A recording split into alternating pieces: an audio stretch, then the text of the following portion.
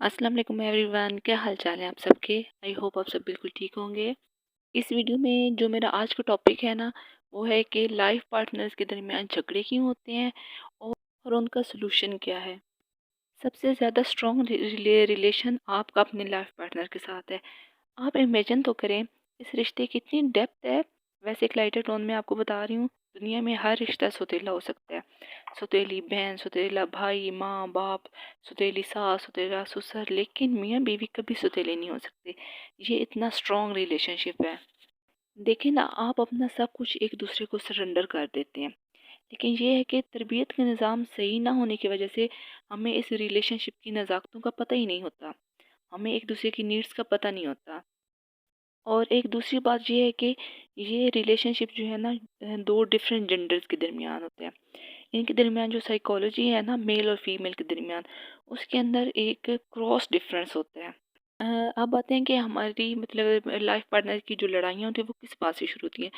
زیادہ تر لڑائیاں جو ہے نا وہ فضول میں شروع ہوتی ہیں، اور اس میں فضول جو ہوتا ہے نا، مطلب آپ کوئی بات سنتے ہیں اپنے لائف پارٹنر سے شیئر کرتے ہیں، وہ اس سے آگے غلط ریئیکٹ کرتے ہیں، آپ کی بات سمجھ نہیں پاتا، آپ دل پہ لے لیتے ہیں، اور آگے مطلب بحث شروع ہو جاتی ہے۔ اور بحث میں مطلب کرتے کرتے اس سے حد تک پہنچ جاتے ہیں نا کہ ایک دوسرے کے ساتھ شدید الفاظ کی تکرار شروع ہو جاتی ہے۔ اور کئی دفعہ ہوتا ہے کہ اس بحث میں اتنے ہارش ورڈز یوز کیے جاتے ہیں نا کہ کوئی دوسرا اس کو برداشت نہیں کر پاتا، اور برداشت کی حالت ختم ہو جاتی ہے۔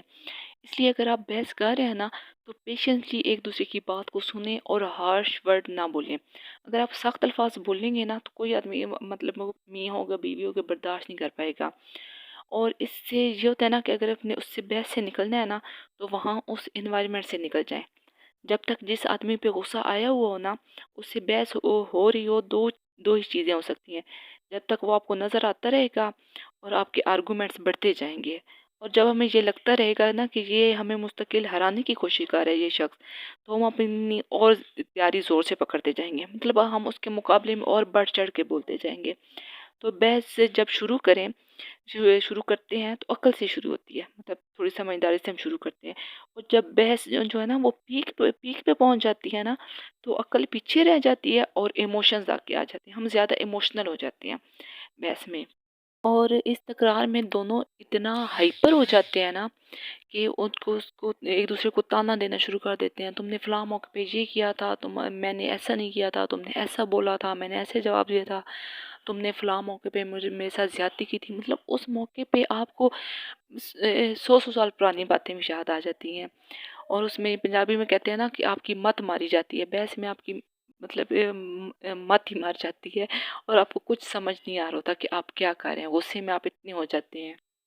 اور دوسری جو مین وجہ ہوتی ہے نا لائف پارٹنر کے درمیان، وہ ہوتی ہے کہ ان کے والدین کی برائی کرنا۔ چاہے میاں ہو چاہے بیوی، ایک دوسرے کی برائی نہیں سن سکتے، چاہے خود کر لیں کہ ہمارے پیرنٹس نے ایسا کیا یا ویسے کیا، لیکن دوسرے کے منہ سے برائی بالکل بھی نہیں سنیں گے، کیونکہ وہ بڑے نا مقدس ہوتے ہیں، مقدم ہوتے ہیں والدین ہو جائیں، بہن بھائی ہو جائیں، دونوں نہیں سن سکتے۔ تو آپ اپنے لائف پارٹنر کے سامنے ان کی برائی کرنے سے گریز کریں۔ اگر ہو تو اس میں مطلب آپ لائٹر ٹون میں بتا دیں کہ میرے ساتھ ایسا ہوا تھا، انہوں نے ایسا کیا، مطلب آپ ان کے بارے میں کوئی غلط الفاظ نہ چوز کریں۔ تو وہ کوئی بھی ہوگا، چاہے بیوی ہو یا میاں ہو، تو وہ اپنے والدین بہن بھائیوں کے بارے میں غلط الفاظ کو بالکل برداشت نہیں کرے گا، اور یہ بھی ایک لڑائی کی وجہ ہو سکتی ہے۔ دیکھیں، کچھ چیزیں آپ کے بس میں نہیں ہوتی، آپ دوسروں کو نہیں بدل سکتے، آپ خود کو بدل سکتے ہیں۔ میاں بیوی کے ساتھ جنگ کرنے جب شروع کرتے ہیں نا، اس وقت آپ انجام کو سوچیں۔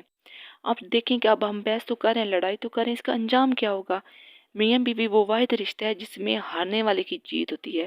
اگر آپ تھوڑے تحمل سے کا مظاہرہ کرتے ہیں نا، تو یہ نہیں کہ آپ ہار جائیں گے، بلکہ آپ اپنا مقام اور عظیم کر لیتے ہیں اگلے کی نظر میں۔ 100% کچھ بھی نہیں ہوتا، کوئی بھی پرفیکٹ نہیں ہوتا۔ ایک سوٹ بھی اگر آپ سلوا لیں نا، ایک سوٹ، تو اس میں بھی آپ کو 100 مطلب خامیاں نظر آئیں، پرفیکٹ ٹیلر سے بھی سلوا لیں تو پھر بھی آپ نے کوئی نہ کوئی خامی نظر آ جائے گی۔ اس لیے اپنے اندر فلیکسیبلٹی رکھیں۔ اگر ایک اپنا چھوٹا پن ظاہر کرتا ہے نا، تو آپ فلیکسیبل ہو کے بڑے پن کا مظاہرہ کریں۔ اپنے اندر پیشنس پیدا کریں، فلیکسیبلٹی پیدا کریں، اپنے اندر رشتوں کی احترام کریں، قدر کریں۔